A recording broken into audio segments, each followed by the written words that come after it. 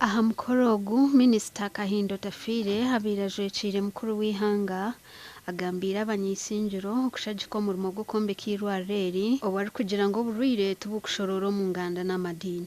Kahindo Tafire ho nahireyo muganda gwa Miriyooni 30 hesindikirwe mukuru w'ihanga okwera mukombeka eirwariro kandi nawe yahayo siminti igana. Yabarekera atumere ngubarete rukundo muganda ukongeraho Miliyoni 30 nziza.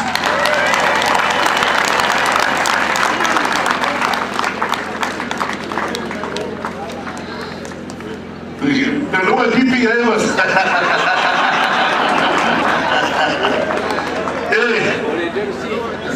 Mwenu. Owa ujurota itasimwa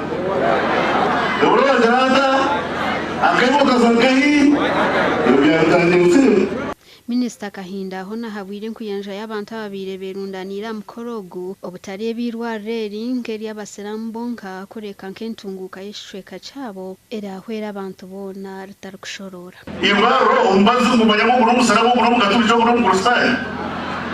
Nirwaro yitu twena. Ibaro mundatyo.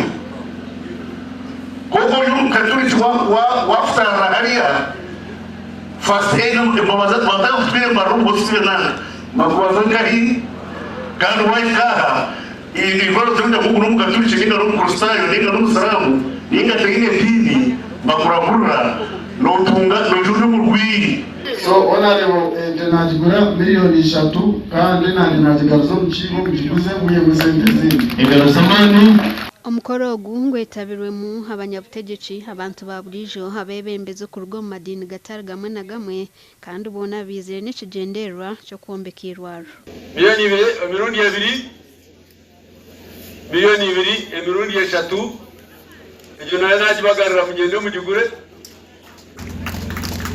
ati Eliana atawo Miliyoni 3 yeno Tafire yantera 2 ije najigura 2 ni 5 muza kumbanja Miliyoni 5 mbare Miriyooni mwene mtwaro 40 teshende kwa chichweka tata chichweka nzagaraganye twe Miriyooni mwene chichweka omurundu gumwe Miriyooni mwene chichweka murundu 2 Miliyoni 3 eteji na chelezo organizing committee.